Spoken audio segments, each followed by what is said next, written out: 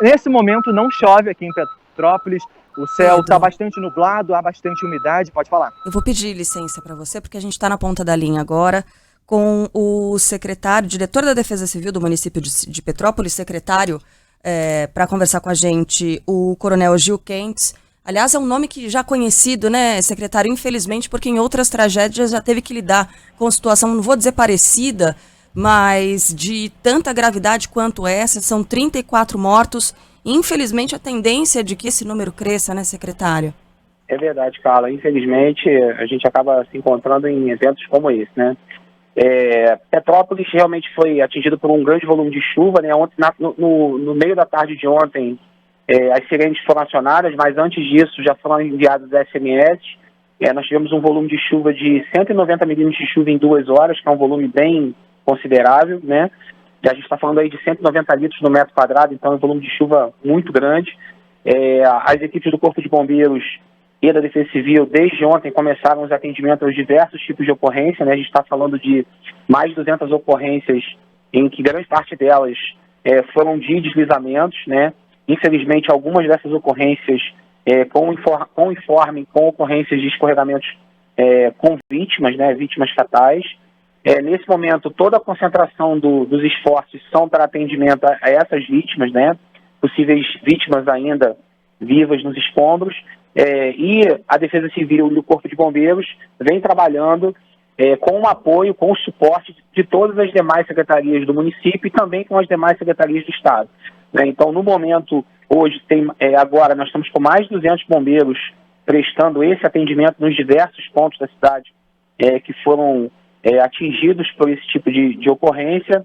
A gente está com todo o efetivo aqui da Defesa Civil, a gente está com mais de 60 homens trabalhando também, trabalhando integrado com as demais secretarias, assistência social, Secretaria de Educação, como foi mesmo dito na reportagem, que as escolas foram abertas, mesmo as comunidades sem sirene, os pontos de apoio foram abertos, foi feito um ponto de acolhimento para que essas pessoas ficassem numa condição de segurança, tendo em vista aí não ser uma condição segura passar a noite com esse grande volume de chuva, com risco de escorregamento.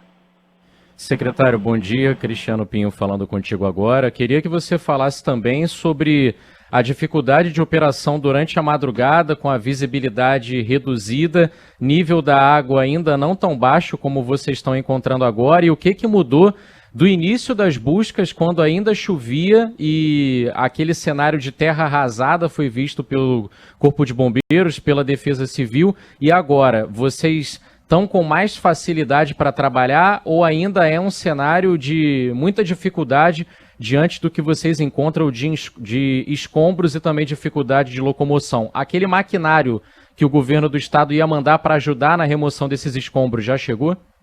Então, vem chegando, né, está se localizando ali no Guinga, então é importante frisar justamente isso. Na madrugada, as operações, elas são operações de risco, porque você não tem a visibilidade das localidades para você ter um entendimento total da ocorrência e, assim, poder trabalhar numa condição de segurança, mas mesmo assim as equipes elas têm que continuar esse trabalho, porque quando tem uma vida em risco, nós que trabalhamos com isso, do Corpo de Bombeiros, da Defesa Civil, temos essa obrigação, né, moral e legal de prestar esse atendimento e estar ali no momento de emergência para poder fazer esse atendimento. Ao amanhecer, a tendência é você ter uma facilidade melhor de visualizar a cena e poder fazer uma condição de segurança melhor para o trabalho das equipes, né? E a gente também consegue ter a percepção do total de ocorrências, até porque muitas pessoas, só ao amanhecer, que vão acordar, ao sair, né, na varanda, que vão ter a dimensão, muitas vezes, do que aconteceu na madrugada. Então, esse grande volume de chuvas atingiu a cidade depois das 16 horas, então, como a gente está falando de 2, 3 horas, já começou a anoitecer. Então, ao anoitecer, muita gente não teve a percepção dessa condição próxima às suas localidades. Então, agora pela manhã é que muitas ocorrências começam a entrar, muitas ocorrências não são ocorrências com vítima, mas que a pessoa se sente numa condição de insegurança, elas fazem uma ligação para a Defesa Civil, solicitam uma vistoria para que a gente possa ir ao local. Então, hoje todo o meu corpo de engenheiros e geólogos já está nas operações, já está trabalhando, para que a gente consiga dar todo o suporte aos atendimentos da cidade. Secretário, o senhor destacou mais de uma vez que todas as equipes disponíveis estão trabalhando, enfim, com força total, no máximo de horas possível. Estamos falando de bombeiros, exército, defesa civil, moradores, todas as secretarias envolvidas, e não obstante a gente vê imagens dramáticas, como uma que acabou de passar na Band, de uma mãe procurando a filha de 17 anos, possivelmente soterrada em um dos deslizamentos, com uma enxada. Uma cena dramática. Essas equipes são suficientes? Que tipo de contato está sendo mantido com o governo federal, com outros estados, para um eventual reforço nas equipes que têm trabalhado desde madrugada? Nós temos contato com o governo federal também, a Secretaria Nacional de Defesa Civil fez contato com a gente, colocou à disposição todo o suporte, inclusive o Exército, ele começou a dar esse apoio justamente por esse suporte, né, por essa intervenção da Secretaria Nacional. Algumas localidades já começaram o atendimento, então essa localidade onde você fez o comentário, tem equipe trabalhando lá também, mas a gente também entende o desespero dessa mãe de tentar buscar ali o seu filho, então as equipes estão em atendimento, então todos os pontos em que a gente tem a informação de vítima, nesse momento, estão com atendimento do Corpo de Bombeiros e da Defesa Civil. Então, a prioridade nesse momento são esses atendimentos. A gente, na madrugada, então, algumas pessoas que estavam soterradas foram resgatadas pelo Corpo de Bombeiros e pelas equipes da Defesa Civil. Então, esse é um alento para algumas dessas famílias que a gente conseguiu dar esse primeiro suporte. E muitas dessas informações chegam também, por exemplo, a gente tem informação na madrugada de que tinha uma casa soterrada. Então, mas muitas pessoas que não voltaram para as suas residências não têm essa informação de que aquela casa tinha vítima. Então, fica a informação da casa soterrada, mas a gente vai ao longo do dia apurar se tinha algum morador ou não. Porque muitas pessoas, como eu até repeti, eu frisei, essa ocorrência se deu no meio da tarde para o final da noite, então muitas pessoas ainda estavam no trabalho, então muita gente nem retornou para casa, né? Então existe então essa condição de se avaliar se realmente todas as casas que foram atingidas tinham vítimas. Secretário, eu queria saber do número de desaparecidos. Esse é um número até aqui muito impreciso. Todas as autoridades envolvidas têm falado da dificuldade de mensurar, inclusive, de falar algo aproximado, até porque estaria muito cedo para que as famílias, inclusive, se manifestassem, para que fosse possível saber quantas casas arrastadas e cobertas pela água e pela lama. Há alguma ideia nesse sentido, a partir do relato das famílias? E também em relação à escola, a gente estava vendo imagens, né, do Morro da Oficina, um dos locais mais atingidos, onde tem informação dos deslizamentos de dezenas de casas, e havia informação do deslizamento de uma escola também. O que há de informação em relação a isso, em relação a essa escola e desaparecidos? A gente não teve essa confirmação do deslizamento na escola, atingiu próxima escola, né, então a gente teve realmente algumas pessoas que estavam ali próximas que foram atendidas, inclusive pelo Corpo de Bombeiros, e também ali próximo tem um posto de saúde, que essas pessoas foram atendidas.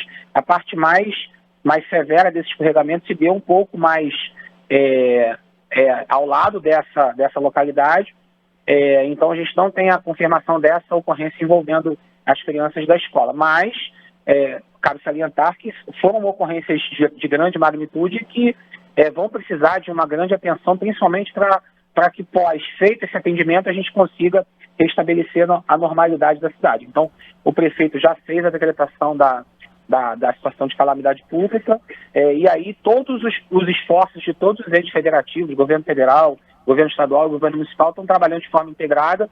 Essa questão do levantamento de desaparecidos, ele vai ser avaliado ao longo do dia. Agora pela manhã, eu já pedi que 3 equipes minhas percorressem os locais, tecnicamente, onde tem a maior probabilidade de vítimas, para que a gente começasse a fazer esse levantamento e ao longo do dia a gente tivesse essa estimativa. Então, como o tempo em decorrência da ocorrência foi muito curto, a gente está priorizando os atendimentos para depois desenvolver esse planejamento para desaparecidos e que provavelmente, se acontecer, os familiares vão reclamar dos seus entes queridos.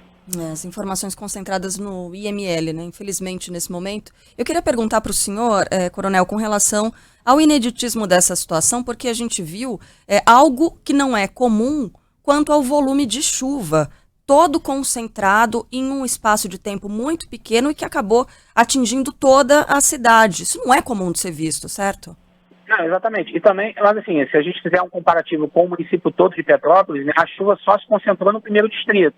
Então, as outras localidades, como Itaipava, Pedro do Rio, Posse, elas não foram atingidas pela chuva. Então, isso é até uma característica do relevo, né? Então, essa formação, o ponto mais alto, a gente teve a concentração de chuva nessa parte da cidade que é mais alta, né? Então, essa é uma condição que fez com que essa chuva ficasse concentrada nesse ponto durante um grande espaço de tempo. Então, normalmente a formação de chuva ela gera um deslocamento, então, por uma questão de frente fria ou outra formação meteorológica, o que não aconteceu. Foi uma formação convectiva na cidade que ele permaneceu durante esse tempo todo com uma chuva forte. Então, não é uma chuva que tem uma recorrência comum na cidade. A gente tem a recorrência de formação de chuva por frente fria e outras formas de deslocamento, e que atingiu a cidade em cheio, em localidades onde você não tem o costume de ter esse nível de chuva, esse volume de chuva tão elevado, e que necessitou de toda uma atenção, de todo um aparato, e como a gente pode até perceber nas imagens, pelo grande volume de chuva, foram efetuados diversos resgates em diversas condições, muitas pessoas se solidarizaram com as condições, mas infelizmente a gente tem já esse levantamento dessa quantidade de vítimas, que é uma dor muito grande para a cidade, né? Você perder entes queridos, e assim, a gente tem já conhecidos que já estão nesse rol de vítimas, então realmente é bem complicado.